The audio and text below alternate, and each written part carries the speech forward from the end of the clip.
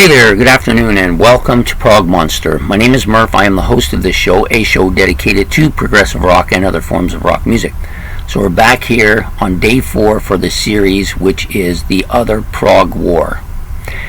So basically these are lesser known prog bands that don't make that great prog band war because they, for whatever reason, didn't really become a huge success.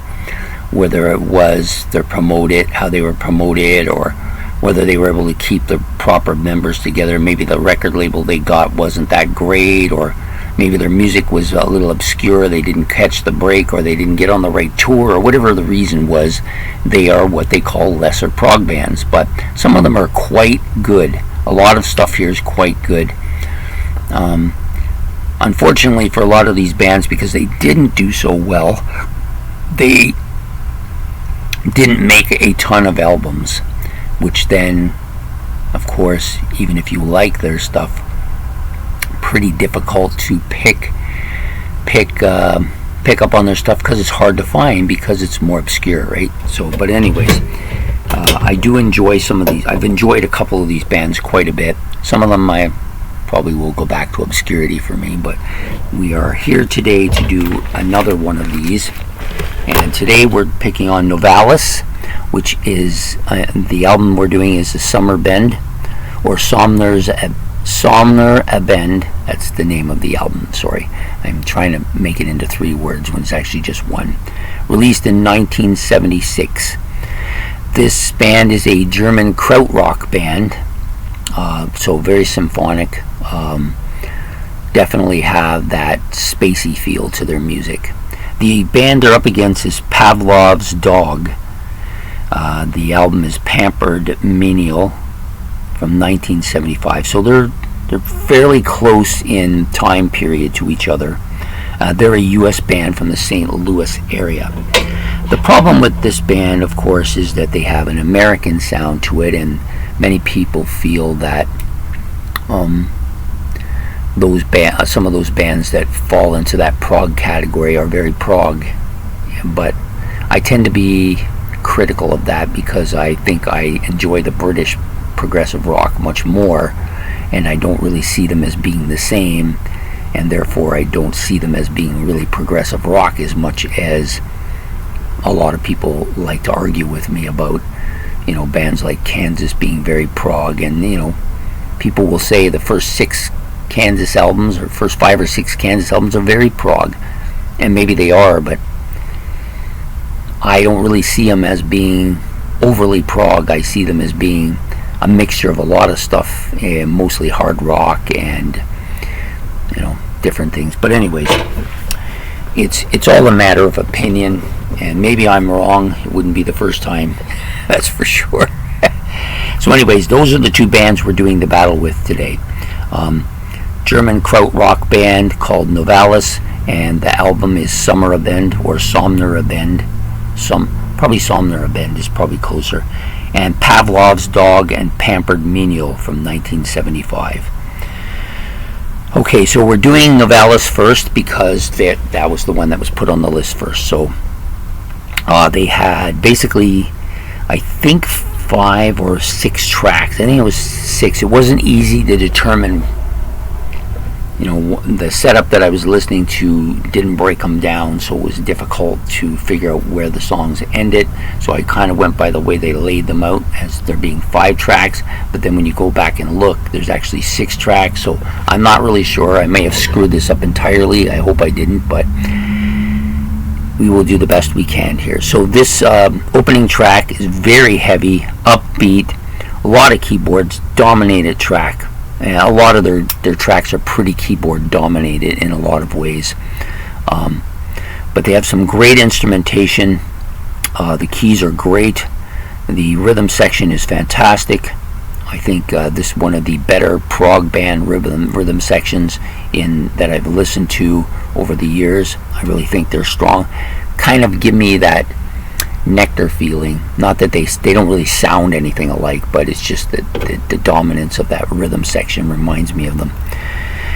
So that song is Flecht. I'm probably going to screw up this German really bad, so please understand that I am not fluent in German. I do try to do my best, though. The second track, which is Wershim Herling Lak and Hort. I got that messed up bad, I know that. But at any rate, very strong vocals, very strong frontal vocals. The voice is very clear here, but it has a very German sounding inflection to it. Some nice methodic guitar parts on this song as well. This may be my favorite track on the album. I just think it's so good. It's got like pulse pounding beat to it as well. Just real catchy song, I think. Yeah, some just really good soloing and riffing. Just so catchy on this song. I think it's probably the best track for that on the album. Then you got the third song, which is very heavy bass and some keys, and it's an instrumental. It's not really exceptionally long song, but it's pretty dominated by the bass. The next song is called Impressionen, another instrumental. Very atmospheric keyboards here, dominated by synthesizers and keys on this track. Builds to almost Floyd sound. It's very Floydish, I find. The bass is dominant, except he has exceptional skill set. That's what I was trying to say. The soloing, both guitar and keys, very forward. They trading off. You do a little bit of a guitar solo and then a bit of a hit the book here, and then bit of a keyboard solo. Really well mixed, great sounding.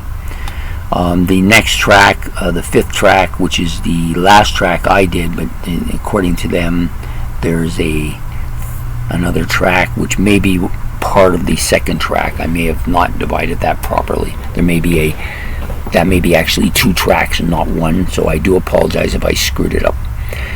So this last track, I like this track a lot too. Strong frontal vocals. They're a bit German. He's not a great singer, but he's certainly not Eloy front singer either. He's pretty good though. Some very methodical guitar bits here. Lots of dominant bass parts. Yeah, just a pretty strong overall track. I did like this band. They're what they call krautrock band. I did like them quite a bit. Definitely a band I want to explore more.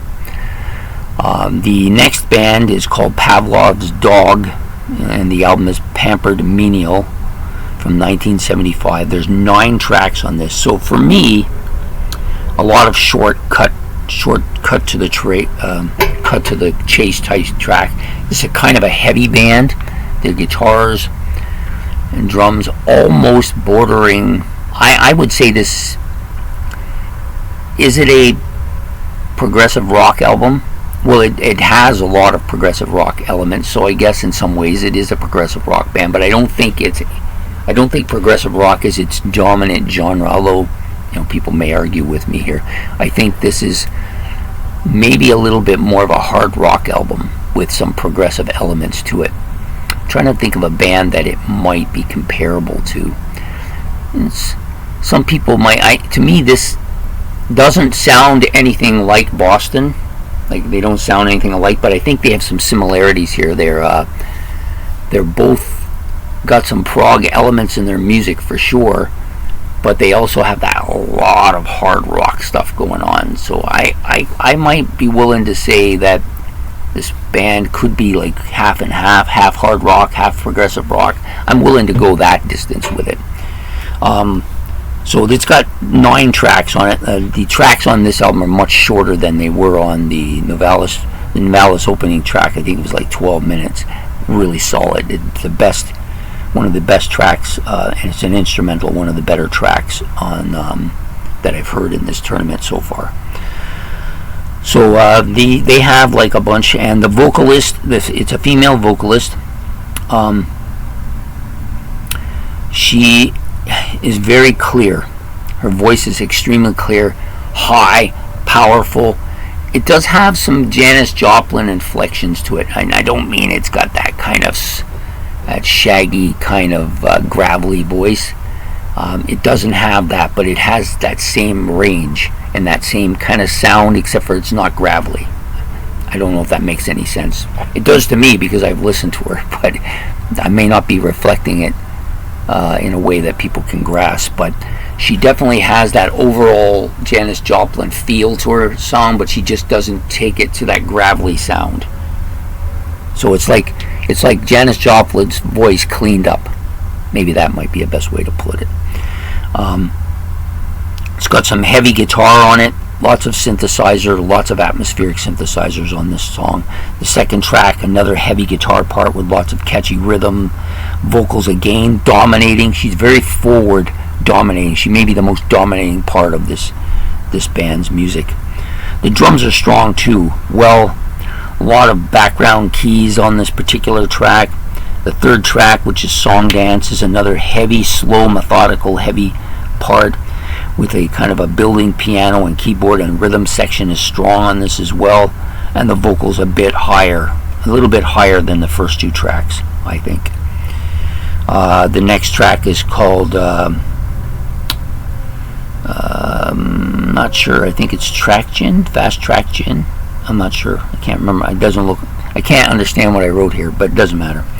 It's very, this song has a little bit of a country tinge to it. I would by no means say that this is a country song. It's not. It just has that little, when I hear it, it leads me to think country, but it doesn't really have that. It's not really country. The vocals are strong and dominating. Lots of heavy instrumental parts as well, and that's fairly common with this group. This group has a very hard rock sound to their music, and almost a part. It's a couple. They get really close to that line between hard rock and heavy metal. I don't think they cross it, but they do get fairly close to it. You got a lot of that in this whole album.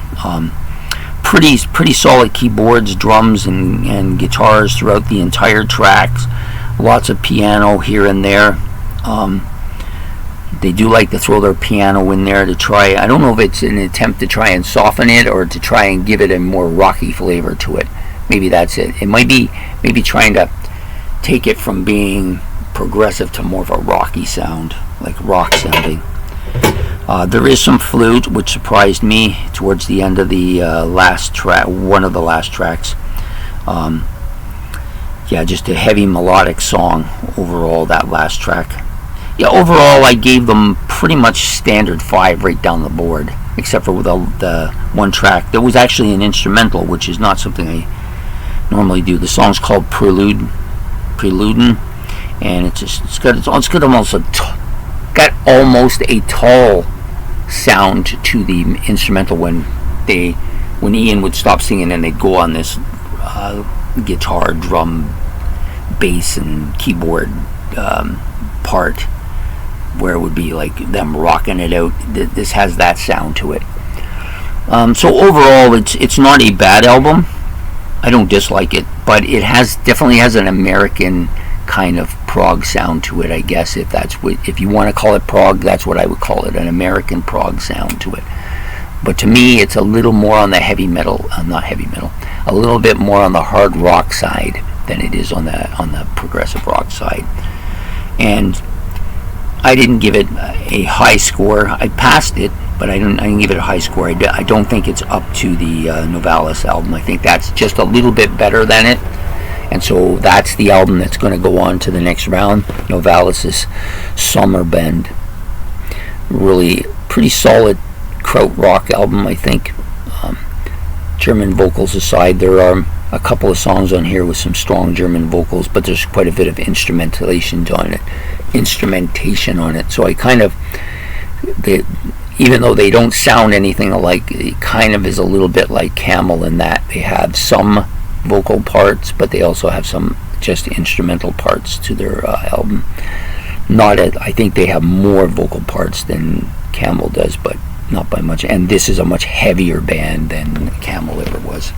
So anyways, that's the band that's going on, Novalis. So I hope you liked this video. If you did, please like and subscribe. It's much appreciated.